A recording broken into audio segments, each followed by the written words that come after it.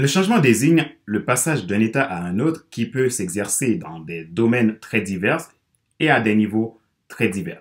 Selon la nature, la durée et l'intensité de ce passage, on parlera d'évolution, de révolution, de transformation, de métamorphose, de modification ou de mutation. Le changement peut être considéré comme un regain de transformation profonde et durable, évolutive, nécessaire au développement dans son sens global.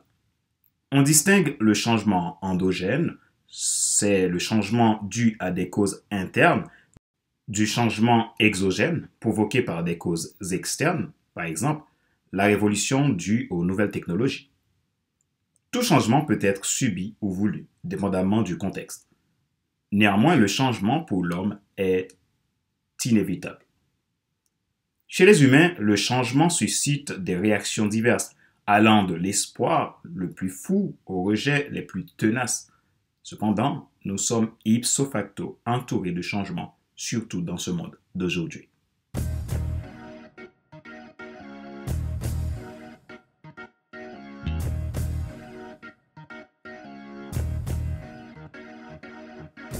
Merci d'avoir rejoint FC Leadership Podcast. Mon nom est Fader Célestin, je suis coach professionnel certifié RNCP, consultant formateur, co-auteur du livre Devenir enfin moi. En avant vers la route du soir, ce que tu dois absolument savoir sur toi-même pour enfin sortir du regard des autres et vivre la vie de tes rêves.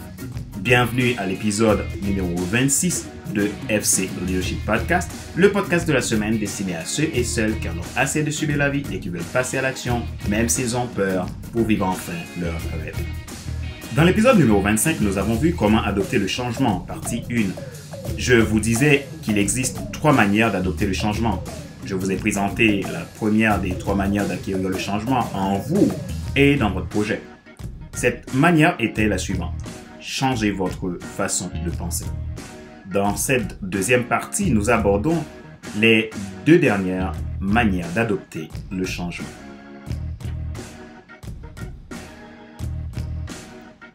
Voyons donc cela ensemble.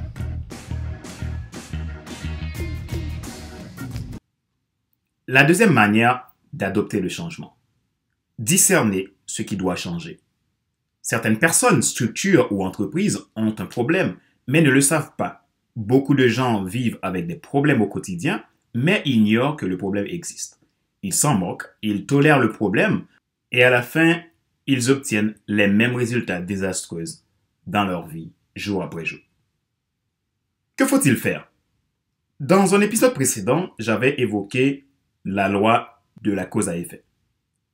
Telle action amène les mêmes résultats si vous ne changez pas la façon de procéder. Graine de maïs produira toujours du maïs. Lorsque vous modifiez les questions que vous vous posez, vous modifiez votre façon de penser. Kate Goshen. Pour discerner ce qui doit changer, observez ce qui se passe et ce qui ne se passe pas. Écoutez ce qui est dit et ce qui ne l'est pas.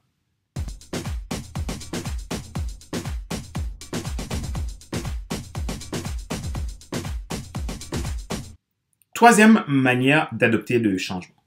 Soyez audacieux. Les réglages ne changent jamais le monde. C'est le changement du système de pensée d'un homme qui peut changer le monde. Quand vous mettez votre système de pensée en mode transformation et révolution totale, vous arrivez à faire les choses autrement que de simplement les ajuster. Changer la façon dont vous faites quelque chose n'est pas audacieux. Prendre le risque de faire quelque chose de nouveau est audacieux. Pour être audacieux, vous devez changer les questions que vous vous posez. Vous voudrez l'appliquer à votre jeune entreprise, votre vie, professionnelle ou familiale?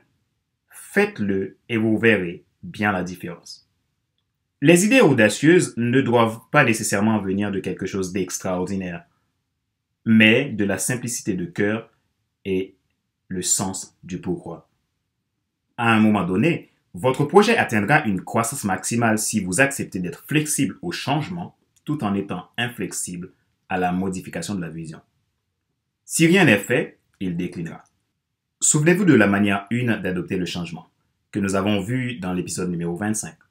Le succès actuel est la plus grande menace pour le succès futur.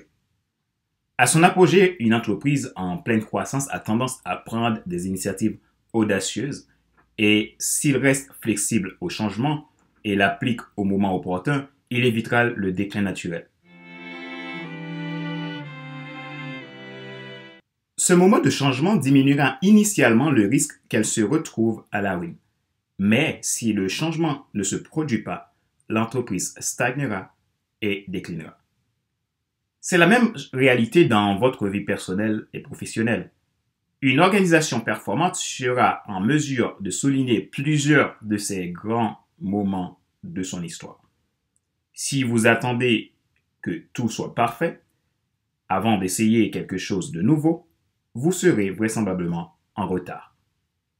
Ne perdez jamais votre temps à protéger l'ancien quand le temps nous appelle à créer le nouveau.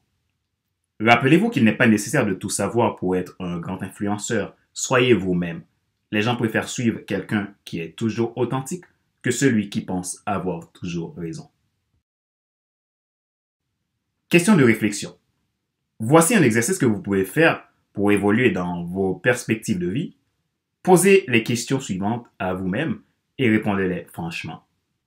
Qu'est-ce qui change autour de vous? Qu'avez-vous besoin d'apprendre pour passer à l'étape de ce changement? Si quelqu'un vous remplacerait, quelle serait la première chose à changer? Qu'avez-vous toléré, mais qui doivent être changés totalement?